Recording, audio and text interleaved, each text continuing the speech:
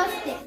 અમે અમારી શાળામાં પણ સ્વચ્છતાને ખૂબ જ મહત્વ આપીએ છીએ. અમારી શાળામાં કચરો નાખવા માટે અલગ અલગ કલરની કચરાપેટી મૂકી છે. આ કચરાને નાખવા માટે એક ખાડો પણ બનાવવામાં આવે છે. સંસ્કૃતિ સ્પષ્ટ વિચારધારામાં રહે છે કે જ્યાં સ્વચ્છતા છે ત્યાં શુદ્ધતા છે, જ્યાં શુદ્ધતા છે ત્યાં પવિત્રતા છે, જ્યાં પવિત્રતા છે ત્યાં પ્રભુતા છે અને જ્યાં પ્રભુતા છે ત્યાં દિવ્યતા છે. આ વિદ્યાર્થી માન્યતામાં ધરાવતી આપણા દેશની આજે જે પરિસ્થિતિ છે તે જોતા શરમથી માથું ઝૂકી જાય છે. એક સમય હતો કે જ્યારે આપણો દેશ સોને કી ચીડિયા કહેવાતો હતો, જ્યાં સંપૂર્ણ સ્વચ્છતા, શુદ્ધતા, પવિત્રતા તેમજ દિવ્યતા હતી.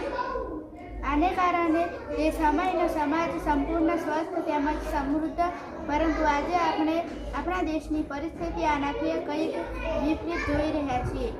સ્વચ્છતા, ગંદકીની દુર્ગંધ આપણા દેશની એક મોટી સમસ્યા છે. અસ્વચ્છતા અને ગંદકી માટેના કારણો: વસ્તી વધારો, ઓછા સંસાધનો, લોકોની ગંદી આદતો, સ્વચ્છતા માટે જાગૃતતાનો અભાવ તેમજ શિક્ષણનો અભાવ.